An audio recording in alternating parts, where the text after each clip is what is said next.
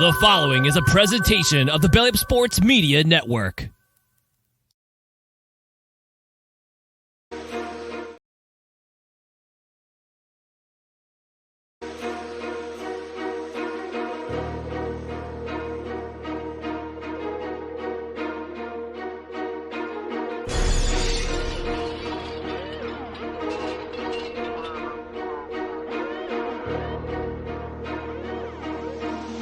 DJ Baller, you killed this.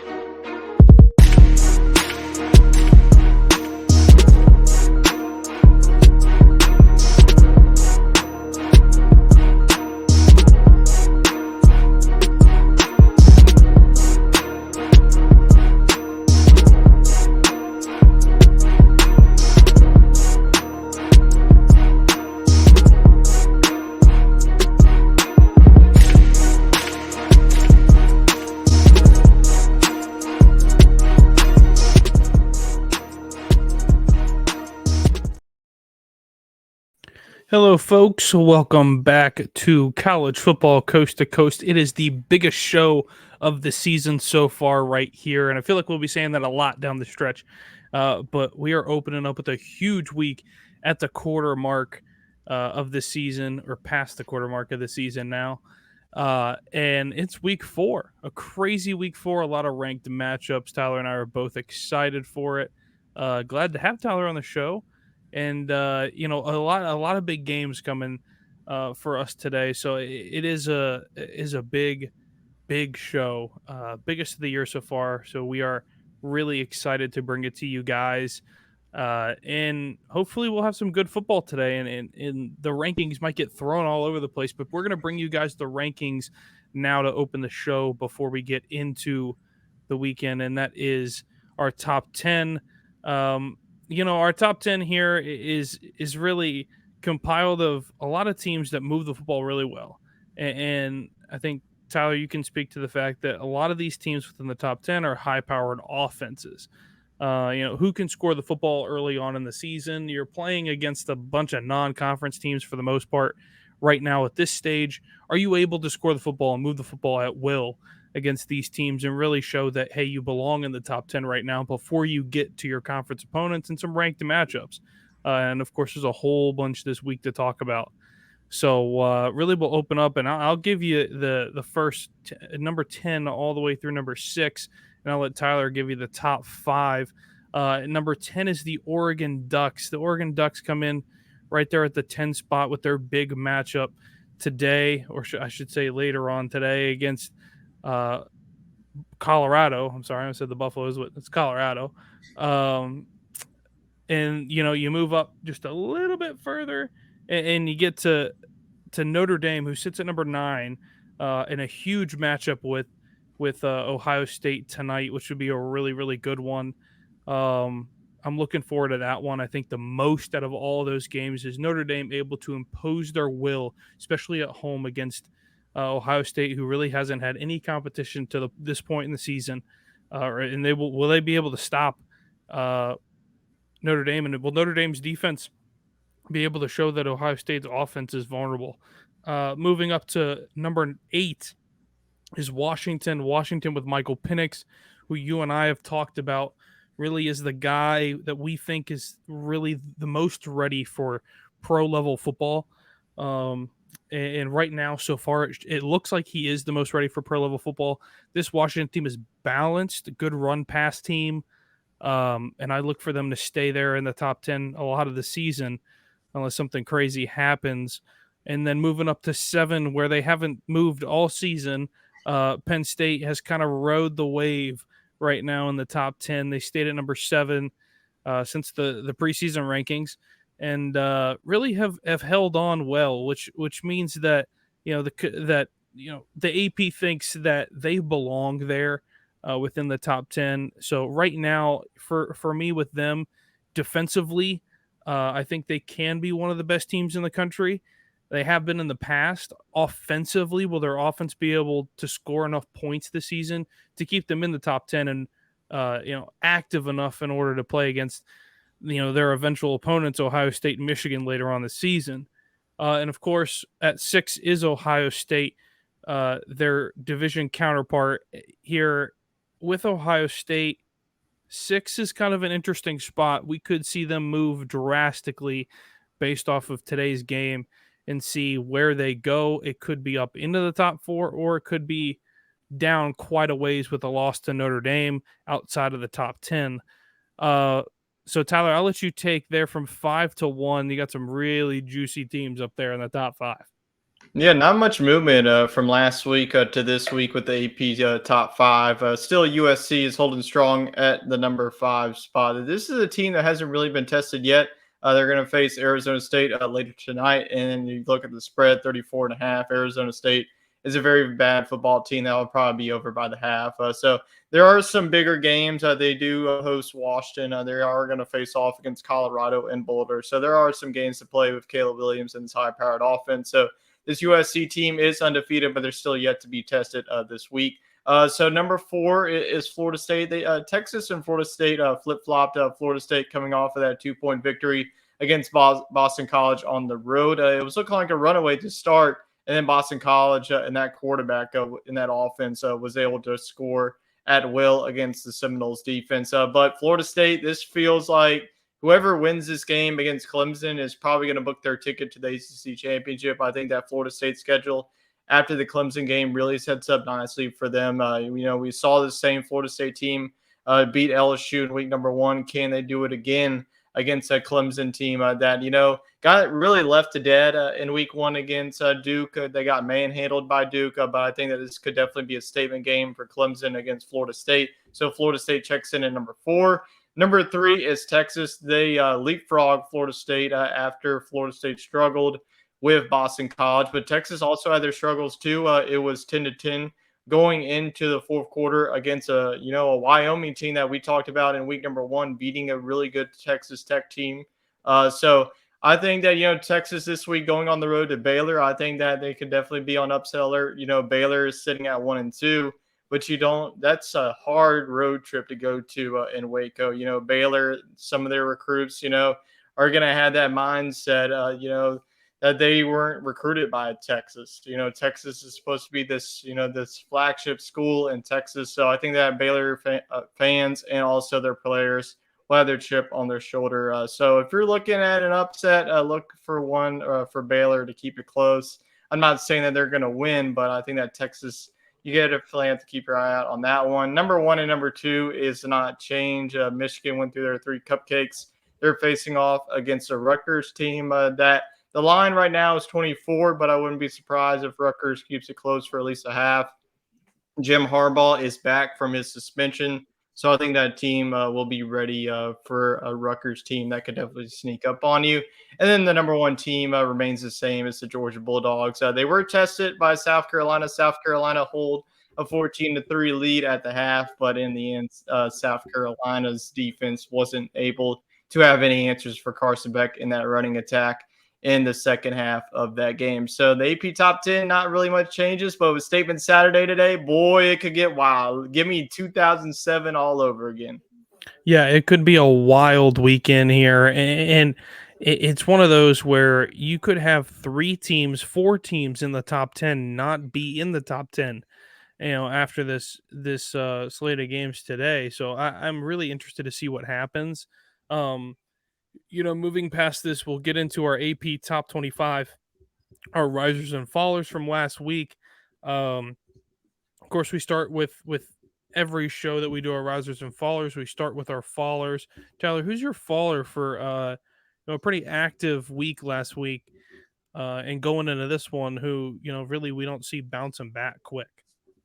Yeah, I'm going to go back to the SEC here. I went with Alabama being my faller last week. You could definitely do that this week with their abysmal, not really showing out there in South Florida. But I'm going to go with the Tennessee Volunteers. They fall all the way up to 12 spots from 11 to now 23 after the loss to the Florida Gators. And they were just absolutely manhandled. The line of scrimmage, I think that Florida's offensive line really held strong. And then when at that point, it was like 26-7.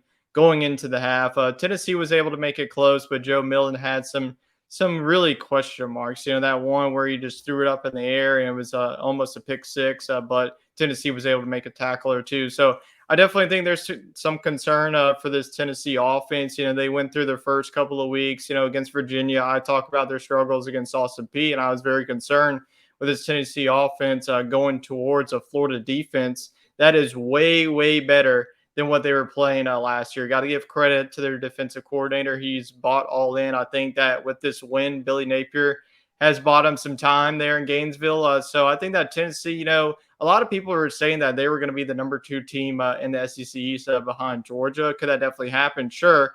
But I think that Florida is definitely making their names for themselves. But Tennessee is now in a rut. So giving the Volunteers as my faller of the week. I'm going to go with my fall of the week being yours from last week, and that's Alabama. I don't think Alabama, based off of what we saw, they're against South Florida. I mean, that's atrocious. I mean, really, it is, and it's tough to watch a game like that because, you know, of course, it gives a lot of momentum to teams outside of South Florida that say, look, this team is beatable by far. The problem is South Florida doesn't have any offense. I mean, that's the issue. I mean, if Alabama was playing anybody else that had a lick of offense, they probably lose that football game. Um, and offensively, you don't start Jalen Milroe. You start Tyler Buckner, and Tyler Buckner doesn't really do much for you at all. So you take him out and you put your third string quarterback in, and your third string, really doesn't do too much for you. You end up handing the ball off quite a bit, and they muster up another touchdown to win 17-3. But it looks it looks really bad. I mean, when Alabama can only score 17 points, really 10, let's just say 10 for the most part, against the South Florida team that won one game last year. I mean, let's be real. That's really, really bad. And for them to be even in the top 15 is astonishing to me, based off of what's happened so far. I mean, they have 2 wins. One of them is against South Florida, and their first one is against an absolute cupcake. I don't think Alabama is ready for that next stage yet. I think they've missed their market big time. They've lost big recruits. And that shows. I mean, Alabama's recruited well, really well, for the last decade, and now it looks like it's catching up with them just a little bit. I don't know if that's a lack of recruiting or they just can't get the talent, and and that might be with the new stuff with the NIL. It might be a combination of things, really. Um, and I think if they continue down this path, this could be the last season for Nick Saban. So that's the ultimate faller for me. If that does happen to them, that's why they're my faller this week. Yeah, we're gonna go to the risers now. I'm gonna go with an ACC team that I don't think that we haven't even talked about in this show, and that's North Carolina. They are just sneakily undefeated. They have some really quality wins too. They just coming off a dominating performance against a Minnesota team. That Minnesota, looking at their defense is strong, but their offense is definitely struggling throughout the first couple of weeks of the season. Then week number 2, they beat App State. They survived in double overtime, and then week number 1, they beat a South Carolina team that definitely has some question marks. So I think that North Carolina, if they can take care of business today against Pitt, suddenly they're 4-0. And Clemson, if they lose today, they already have 2 ACC losses. So North Carolina can really be that team to emerge as the number 2 best team in the ACC along with Duke. Yeah. I was thinking about taking an ACC team, really, to be honest with you. I was. But for me, I'm going to go with Oregon. Oregon has jumped up from 13 to 10. Now they're inside the top 10. We mentioned them for a second. Offensively, I think they're the best offensive team in the country outside of USC right now. I see something with Bo Nix there. He finally found his fit, really. I mean, it took the longest time for Bo Nix to really find where he fit well in a program, and I think he got it in Oregon, and they have no problem scoring the football. There are 21 today against Colorado, which is huge for Colorado to be ranked 19. I don't know if it's a D value in the sense that Colorado had trouble stopping Colorado State, but that's a lot of points. And if the betting odds are saying 21, then I got a good feeling that Oregon can win that game. And if Oregon wins this game, it's a ranked matchup, and you see a bunch of teams above them. I mean, if they start to fall, you could see Oregon within the top 7 or 8, after this weekend. So I think they have a lot of room for improvement. Running game is something that I think they can get a little bit better on. Um, Only because I think they throw the ball just a little too much for my liking, which I think could get Bo Nix into trouble if he's not careful. I've seen a lot of teams do that, especially when you get to the NFL level. Too many guys throw the football. I mean, that's what happened with Dak Prescott with the Cowboys. Threw the ball way too many times, too many interceptions.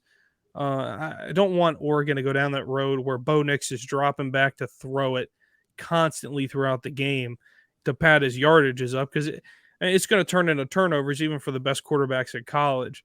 Bo Nix, I don't think, is in the Heisman story. I don't think he will be in the Heisman story, but I think that they're a good enough football team to stay in the top 10, and moving up 3 spots is big with a big game today. Moving away from our top 25 and recapping our week last week, getting into our games of the week. Really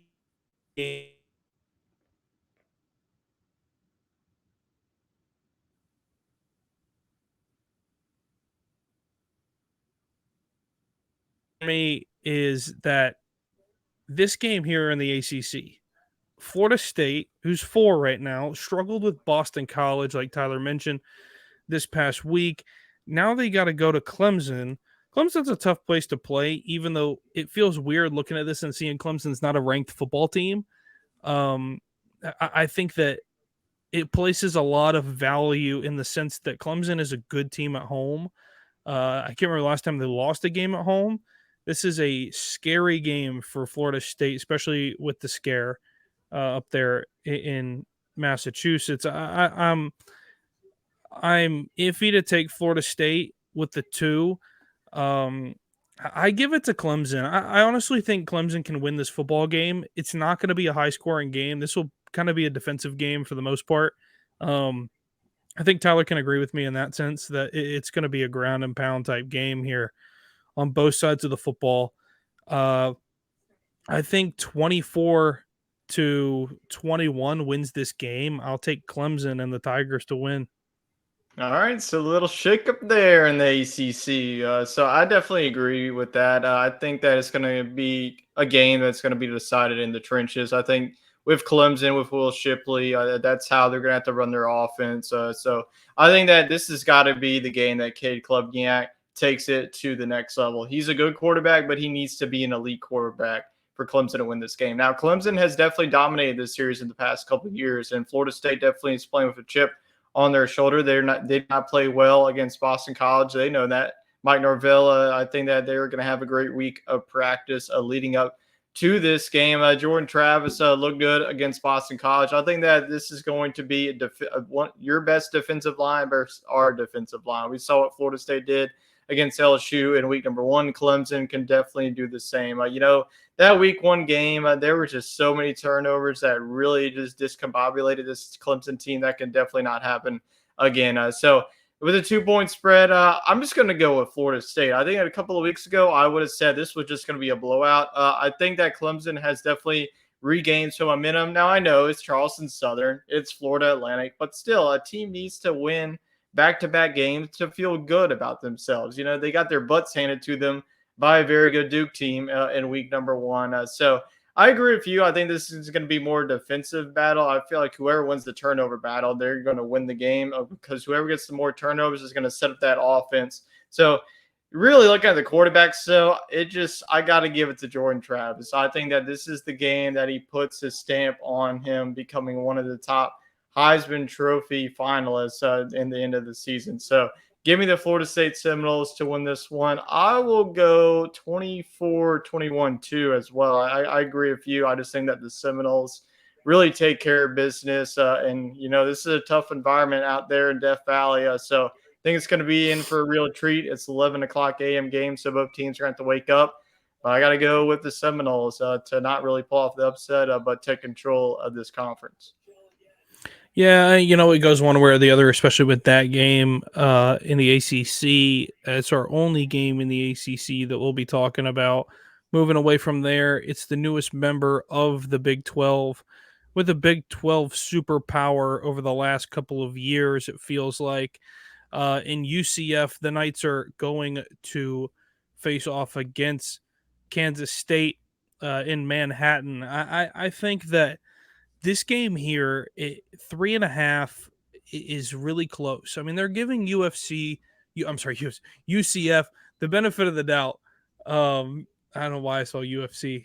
No, I don't watch UFC. No, it's boring to me, and I think it's a waste of time and money. UCF, sorry for the side note, but UCF, I think, is a very run heavy RPO team. And as far as K State goes defensively, they can't stop a brick wall. I mean, they couldn't stop an immovable object. I mean, that's what it feels like. Um, as far as their offense goes, Will Howard, the ball exclusively goes through him. Um, I think that right now it's hard to take UCF on the road, especially at K State. I can't remember the last time K State lost a game at home. It's been a while. I think that K State can win this game. 3.5 is generous. I think it is really generous. It could be a 1 or 2 point game, really, for the most part. Um, I think points are going to be a big commodity in this one, a hot commodity for points. I'm going to go, let's go 35-34. I think K State holds on by 1, but UCF they are coming. And for them to be in the Big 12 now, they definitely got more recruiting and a higher focus there. Now they're in a big conference. And I think there's more to come from them, but I just don't think it's their time yet. Yeah, I think that this is definitely a big game here for the Big 12 picture. We have Oklahoma and Cincinnati squaring off. If Oklahoma wins that, they could really take charge. And if Texas take cares of Baylor, then they could definitely be the top two teams. But I feel like the winner of this one is still in the race. Kansas State coming off that heartbreaking loss where Harrison Mevis kicked home a 61-yard field goal as Missouri stormed the field and they upset Kansas State. That was absolute insane game. It was just a back and forth battle. But I think that, Kansas State, it's all going to ride heavily on stopping John Riles Plumlee. He's one of the dual threat quarterbacks you have to worry about. I think that he's more of a rusher than more of a passer. So if Kansas State wants to win this game, I think you just have to limit John Riles Plumlee rushing the ball, because whenever UCF wins the game, he has over 100 yards rushing.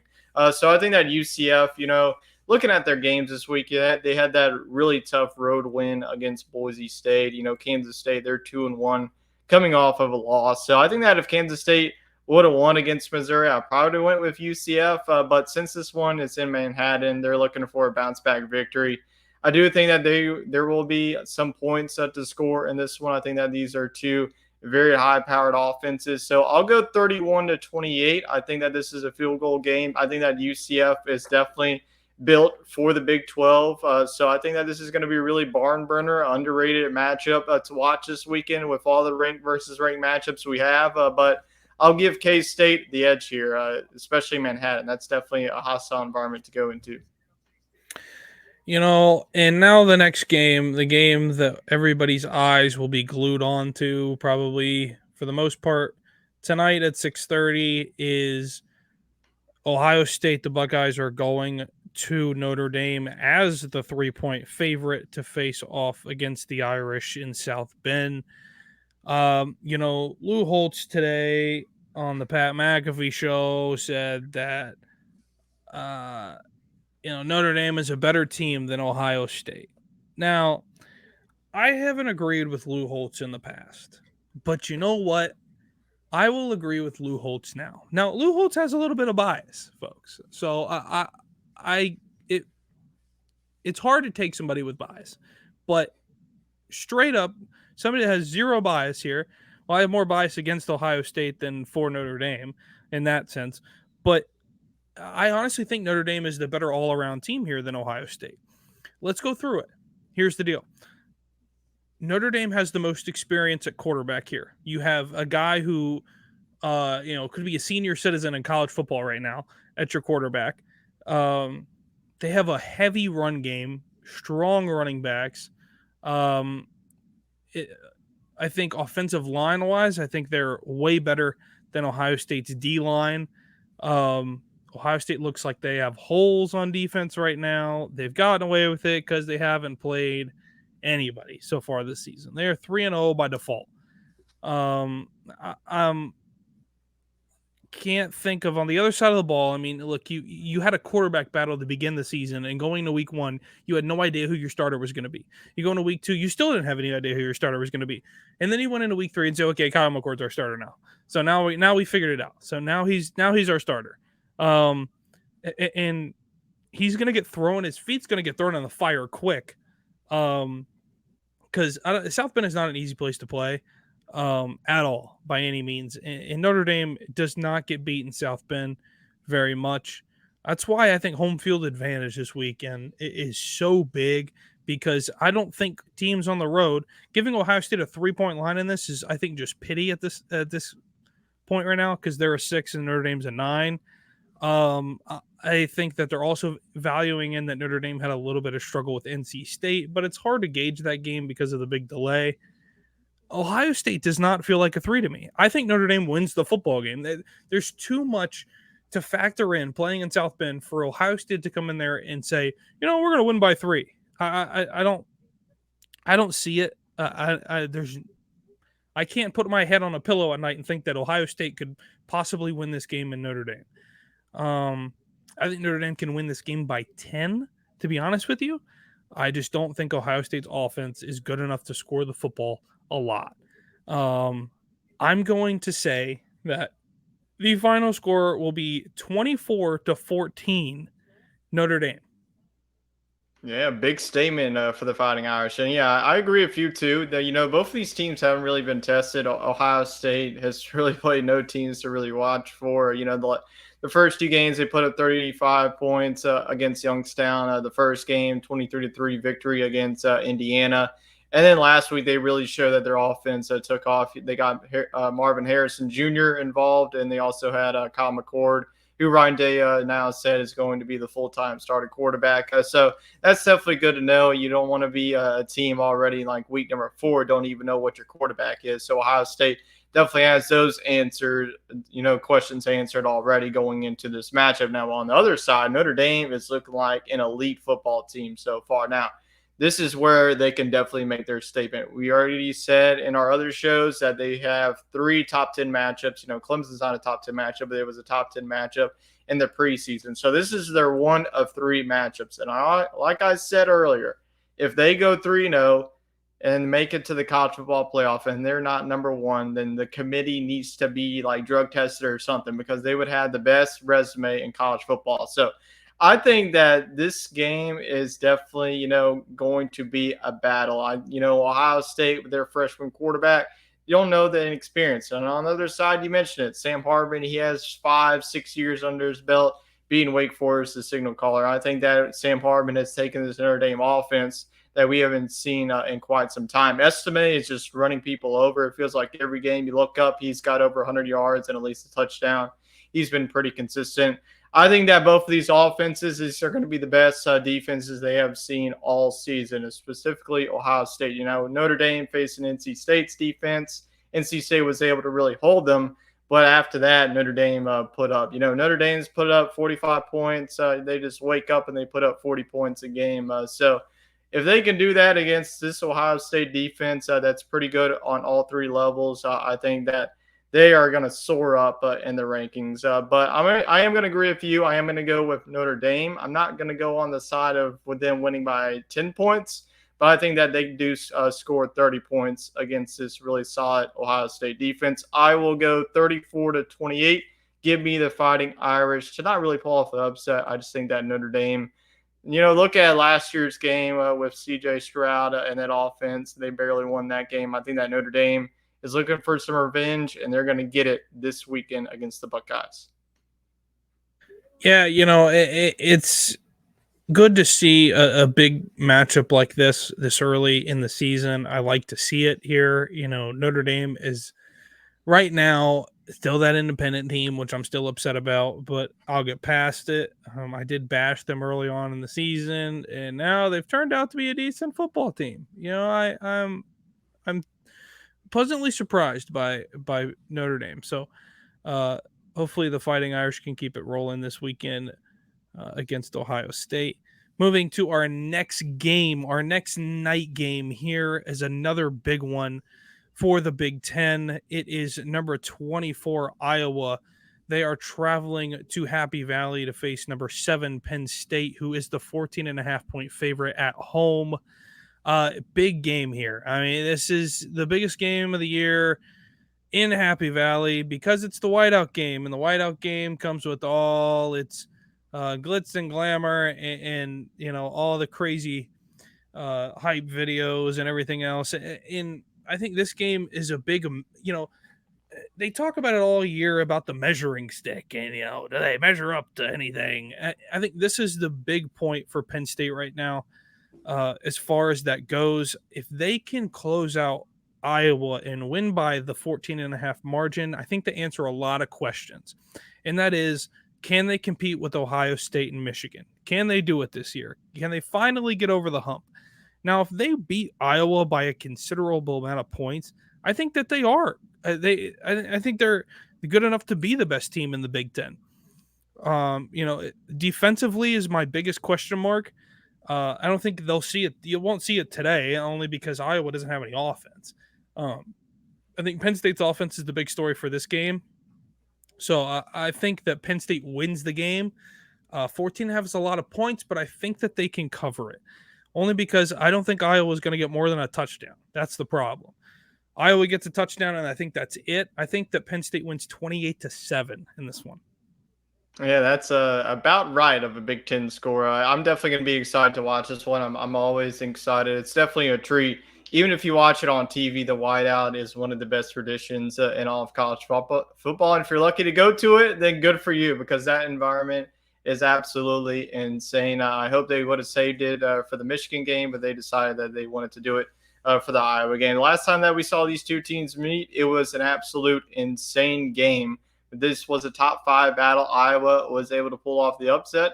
But I think that this one is going to be an absolute treat to watch. Iowa with their defense and Cade McNamara returning to Happy Valley to face off against Penn State. So the next one that I want to get into is this Penn State offense. They got off to a slow start against Illinois. Illinois was able to hold them in the first half, but Katron Allen, Nick Singleton, that 1-2 punch was able to get it going. Then you saw Drew Raller struggle at times throughout the year. I think that in this game, Penn State and Drew Raller is going to have to throw some deep shots against this Iowa secondary, because I don't think that both of these teams are not really going to be able to run the ball effectively. I think that Nick Singleton, don't get me wrong, he's going to have his fair share. Iowa's down to their third string running back. So I think that this is going to be more of a defensive battle on one side, but I just have a feeling that Penn State is going to make that absolute statement. I think that the 14.5, I wouldn't touch it if I was a bettor, but I think that with the whiteout in this environment, we have seen teams struggle in this whiteout environment. I think that Iowa is going to be the next in line. I think that Iowa versus Penn State, it's always a close matchup, but I just have a feeling in me that Penn State gets a statement victory. I will go 31-13 Nittany Lions get the statement win over Iowa in the. Yeah, hey, I think it's a really good pick. I think it's a fun game to watch in the Big Ten. I think it'll be really two good games that could make the outcome of the Big Ten later on this season. So getting away from the Big Ten onto the Pac-12, where we got a lot of action in the Pac-12. I'm excited to see what's going to happen here in the Pac-12 today. It's up and down all the way through.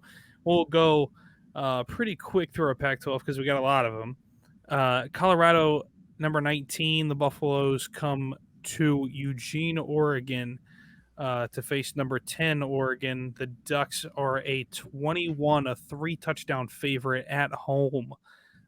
Big. I mentioned this earlier when we were talking about our top 10. Oregon, I think, is a high-powered offensive team.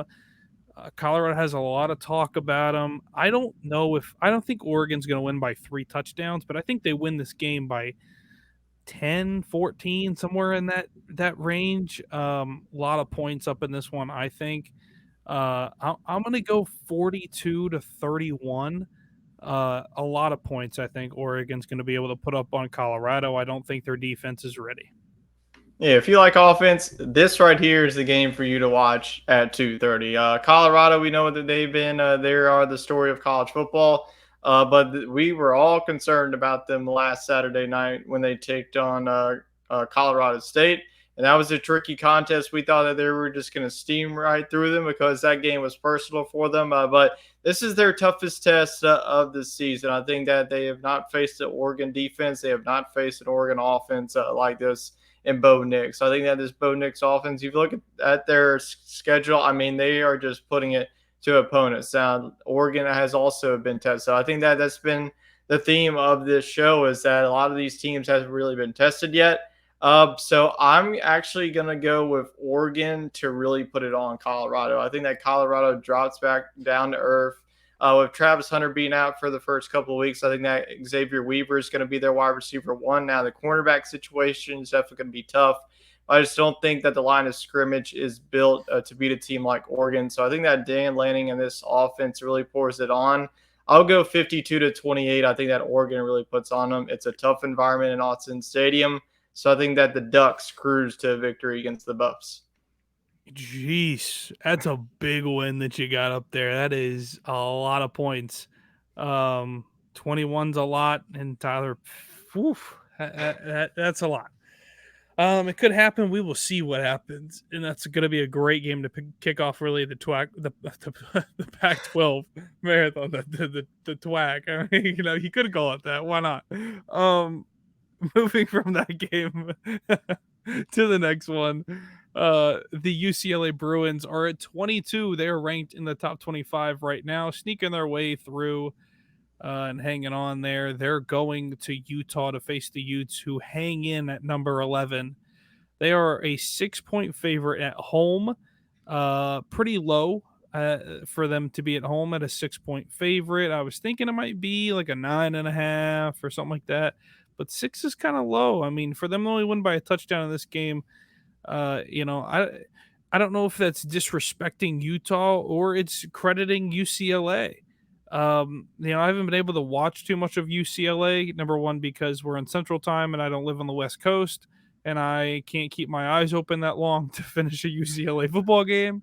But this one, Utah is still the Utah team from the past. I mean, Cam Rising or not, they're still Utah. And that's the biggest thing. I think Utah wins this game. I don't have any problem with Utah winning this game. I'm just excited to see how they can handle a top 25 team right now. At this stage of the season, this early on, will they impose their will on them, or is it going to be a little tough time for them? I think Utah will hold on in this game. I think they win by a touchdown. So I think it's closer to the line than what most people would think. I'll give Utah the nod at 35-28, and they continue their home winning streak. Yeah, UCLA is sneaky undefeated team and a top 25 team. Even with all they lost DTR, they lost Zach Charbonnet. I think that this offense, just Chip Kelly, just reloads through that recruiting trail. So I think he's definitely done a good job. That defense is looking sharp too. But Utah, we don't know if Cam Rising's going to be there or if he's not. We'll probably know by game time, hopefully. But I think that this Utah team, they have just been through it all in the Florida game. They really put it to the Gators. And in week number 2, they should have lost that game to Baylor, but that offense and that running game was able to get it going, and they were able to come out away with a sneaky good victory against Baylor. So this is a Utah team that always strives at home. This is a tough environment to go into Salt Lake City. So I do think that this is going to be a close game. I think that people are going to hate me because I'm going to take the push here. I think that Utah wins exactly by 6. I'll go 27-21. I think that UCLA's offense is pretty good, but Utah is going to play to Utah standards, and that is defensive football and run it up your mouth. So I think that Utah is going to win this game, and Kyle Whittingham and the Utes stay undefeated. Yeah, not hard to pick the Utes. It really isn't. Moving from that game to Oregon State, I'm sorry, and Washington State. Oregon State is number 14 right now in the rankings. They are a 3-point favorite on the road going to Wazoo to Washington State, who is number 21 in the country. This is a good matchup. I mean, it really is. Two teams that are pretty similar, I think, when it comes to their scheme of how they approach a football game. Um, Oregon State is a pound it all day long team, and I like them. They're physical, they're aggressive, and Washington State, on the other hand, is a football team that has one upset every year. They will upset a big team, and they knock off Wisconsin last week in a big game. Now you got another big game again. I mean, it's hard to think that Washington State's going to win two in a row, but it's hard to not take them. It really is. We've been high on Oregon State all last season. I think this is where they slip up, to be honest with you. I'm going to take Washington State. I think Washington State can win this game. I think that Oregon State can cover. I think Washington State can win this game. I'm going to go 31-30. They hold on for a big win at home. Yeah, this is going to be a really good game. I mean, three very good games in the Pac-12. That's going to be the Pac-2, and these are going to be the two teams that are left. So this is like the conference championship that we're going to see when it goes to the Pac-2. But no, all jokes aside, I think that this is going to be a really good game. If you're a college football fan, you just have nothing to do, no games to watch. There's a lot of good games to watch at week number 4, but I think that this is definitely one of them. Oregon State with DJU, I think that their offense, like you mentioned, they like to run the football. That running back is just absolutely elite. And Washington State, like you mentioned, they just had a very good victory against Wisconsin. We saw what Wisconsin did last night against Purdue. They just really took it to a Purdue team that now drops to 1-3 on the season. So a lot of question marks over there. But Washington State, you always know that they're going to have at the quarterback play. I think that these are two under the radar defenses. I think that both of these teams can win these games in a defensive battle. I think that this is going to be a really close game. The margins in this game is going to be slim. And I agree with you. I think that I'm going to go Washington State pulling off the upset here. I think that, don't get me wrong, I am very, very high on this Oregon State team. Jonathan Smith is a very fantastic coach, but the road trip to Pullman is just always tough for Pac-12 teams to go up to. I think that this is going to be a defensive battle. Not many points are going to be scored in this one, but I'm going to go with a 21-17 victory for Washington State. I think give me the Cougars at home. Yeah, a little low-scoring one there in the Pac-12 for you. Yeah, I'm interested to see how that game goes, like you said, with the future of the Pac-12. Away from this one, let's go to the SEC. Biggest game in the SEC, probably the only notable game to talk about in the SEC. Number 15, the Ole Miss Rebels are headed to Tuscaloosa to face off against number 13 ranked Alabama in the Crimson Tide. The Tide are a 6.5 favorite at home. Question marks surround this Alabama team at 13 right now. Are they good enough to beat Ole Miss at home? Alabama, Nick Saban has already lost to a former colleague this season. Can it happen again? Does Lane Kiffin get a big win against Nick Saban? I think if it's any year, it's this year.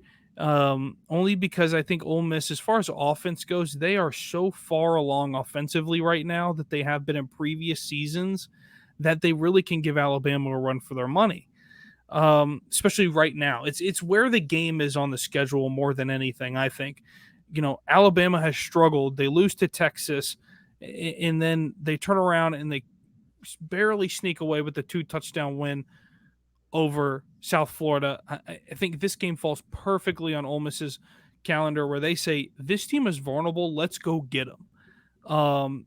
And as far as Alabama goes, Alabama just has to go. They have to go back to the drawing board. They probably spent all week this week trying to figure out who they are. Identity. I don't think Alabama's ever had to really figure that out for the last 15 years, 20 years, 30 years, if Alabama's try to figure out who they are identity-wise. I think they're at the point right now where that's where they have to figure it out. 6.5 is low in a game against Ole Miss. This game used to be 14, 17, 21, 24. Now it's 6.5 here at home for Alabama. That's almost like it's an even spread, and they're just giving them the benefit of the doubt because they're playing in Tuscaloosa. Yeah, I think I'm going to go with another upset, dude. I like Ole Miss.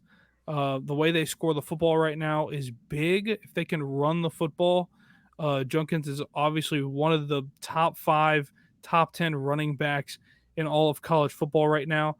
I think that they can take care of business on the ground. Stuff will open up in the air. Alabama I don't think they can score the football. That's my biggest issue. Not too much to celebrate, I think, in Tuscaloosa today for this afternoon kickoff. So I'm gonna go with the Rebels. I like Ole Miss. I think it's let's go 28-17 victory in Tuscaloosa.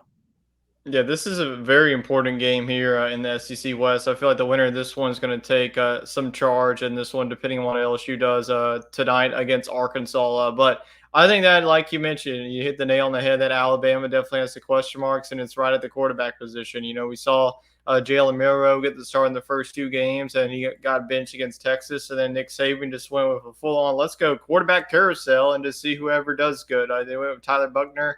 He was awful in his start, and then when they went with the freshman and Ty Simpson, he looked good at times. So I just don't think that he's the answer right now. So I think that in the end, Nick Saban is going to go with Jalen Milroe. I feel like Milroe just gives him the best chance to just move the football down the field because they were not able to do that at will against a very bad South Florida team. That was a 1-win team last year and only beat them 17-3. Was absolutely embarrassing. So I think that Alabama is definitely has to have some motivation. They need that leader like they had in last year's team with Will Anderson and Bryce Young. They're missing that piece.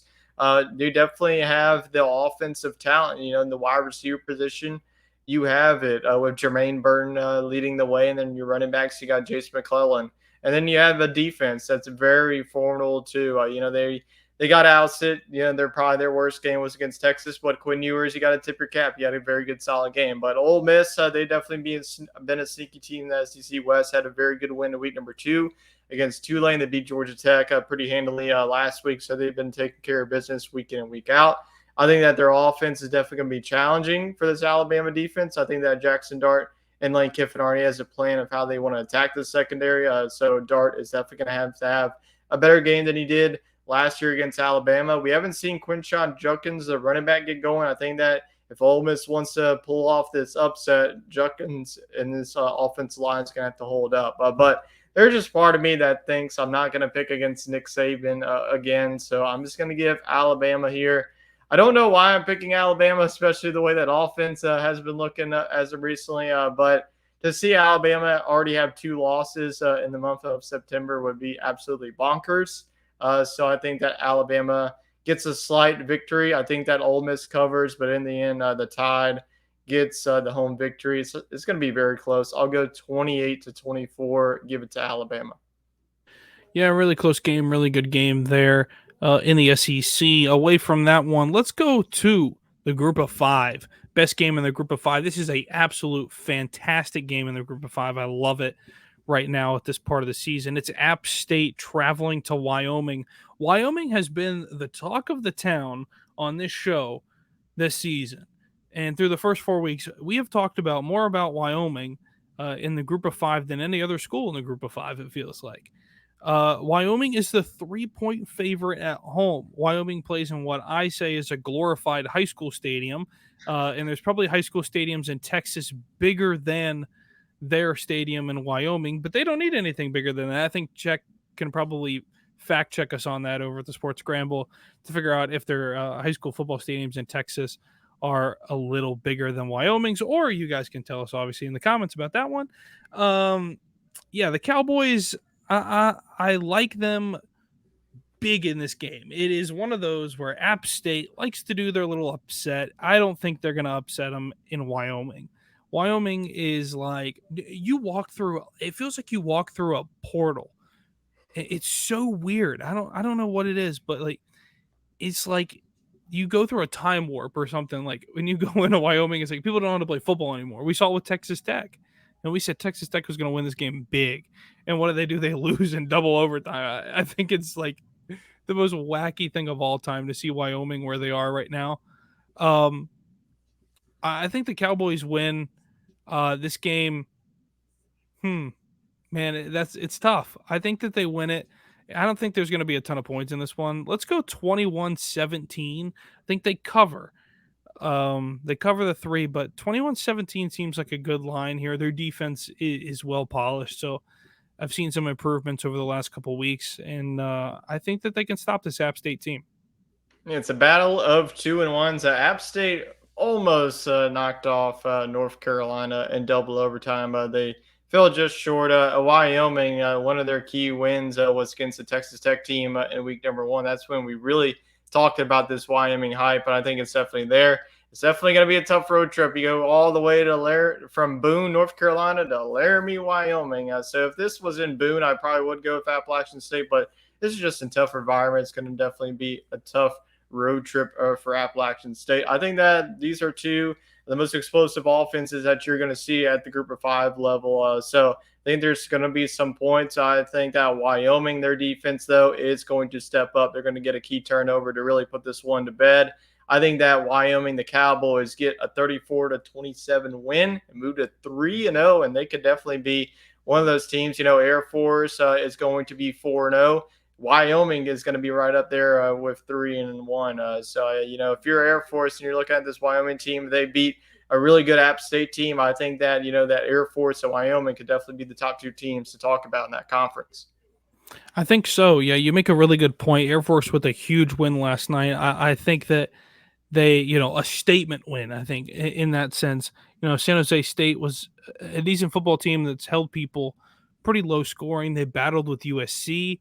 For Air Force to go in and put up, well over 350 yards on the ground is big. They don't do anything else but other than run the football. So I think it's one of those where, you and I talked a little bit about it seems like our service academies can't throw the football for some strange reason. But when they do, they're effective. It's weird. Like they're like, well, we don't want to show our hand too much, but we'll throw it maybe once or twice in a game, kind of thing. Like they're averaging, I think it was like three passing plays a game this season, where 3, 4, and 5 years ago they're averaging 14 or 15 a game. I remember when we considered Air Force an air raid offense, and now it's like it's completely gone. So things have changed a lot there, but I like your point there. I think Air Force and Wyoming definitely are 2 teams to watch out for in that conference. I think they can run away with that conference. I just don't see anybody else that's going to give them any sort of battle in that sense. If both of these teams are undefeated, well, one is if Wyoming takes care of business, I think that both of them undefeated, they will meet each other in the conference championship. Moving away from our games of the week, great games this week. And of course, it brings to our best bets of week 4. We got some great games here. And a lot of good ones to bet on, some to stay away from. We won't talk about the ones that you need to stay away from. We trust you guys enough to stay away from the games that are a giant red flag. But Tyler, what is your best bet of the weekend? You know what? I'm going to go to the game of the weekend. I'm just going to go ahead and say it's going to be bold, but give me Notre Dame to win outright. Take the money line. There's just something about the luck of the Irish just starting to turn around. I think that Sam Hartman and this offense, this is just a team that is ready to make a statement and put themselves right back into the map of being elite this season. So I think that Notre Dame gets a big win over Ohio State. So if you're confident like I am, take the Fighting Irish money line today. Yeah, that's a really good bet. I'm going to give you a money line as well. I touched on their game in the Pac-12 a little bit ago, and that's Oregon State and Washington State. Washington State, I say the bets here, Washington State money line in this one at home. Kind of a spicy pick, but it's only a 3-point line. So I think that Washington State money line is a really good pick in that one. Tough to beat them at home, as we've seen in the past. Oregon State's going to have their hands full with DJU there at quarterback. Any bonus bets, Tyler? You got any bonus bets for our folks here, just to slide in there, this weekend? Sure, I'll go with another money line. I mean, if we're just rolling with the money lines, let's just throw them out. I'm gonna go James Madison money line. This is a low line. This is 4.5. If you feel confident, honestly, go JMU. But I just feel like JMU is just a better overall team. They're on the road against Utah State. Utah State is 1-2 to start the year. James Madison, they just got a very good victory against Troy. I feel like, we talked about that one. I feel like a Sun Belt championship type of vibes. James Madison got the victory defensive battle. I feel like James Madison is going to put it on Utah State. Air Force, the team that we were just talking about, put up 39. I think that James Madison's offense can definitely explode too. So give me the Dukes money line as well. Yeah, for me, I think that the most interesting one, you touched on it for half a second early on in the show, and that's Texas and Baylor. Texas and Baylor at Waco, an interesting place to play. Texas has had trouble there in the past against Baylor. Texas is the 14 on the road. I think the bet here is to take Baylor to cover the 14. I think Baylor can keep it close within 2 touchdowns. A lot of history between these two teams. I think Dave Aranda is going to have that team ready defensively to stop Texas. They've probably watched that film against Alabama a lot this week, so I think they'll have them ready today to stop that Texas offense. So I think it's a good bet to take Baylor here to cover that 14, that 2 touchdown spread for today's game later on. That's really it, folks. A great show, a great slate of games today. Go watch some football today. Enjoy it. I'll be heading to Baton Rouge to go watch LSU and Arkansas face off today. It'll be a good one tonight, 6:00. So I'll be ready for that one. I'm missing the whiteout tonight, but I'll find some way to watch it. I'll watch it on my phone or whatever. I always get crappy service in Tiger Stadium, but I'll figure it out. They always got the scores rolling across the top, so I'll keep myself busy with that, sweating it out tonight. So I think it's great to have these ranked matchups so early on in the season. These were obviously scheduled like this for the most part for teams to be playing ranked early on. We like it. We want to see more of it. It's good to see it, and I'm sure we'll see a lot more of it here after the expansion here next season. So we are looking forward to a great slate of games today, and next week we continue on. More conference games coming your way next week, and a lot more coming with our bets and some changes in the top 25 for sure after today.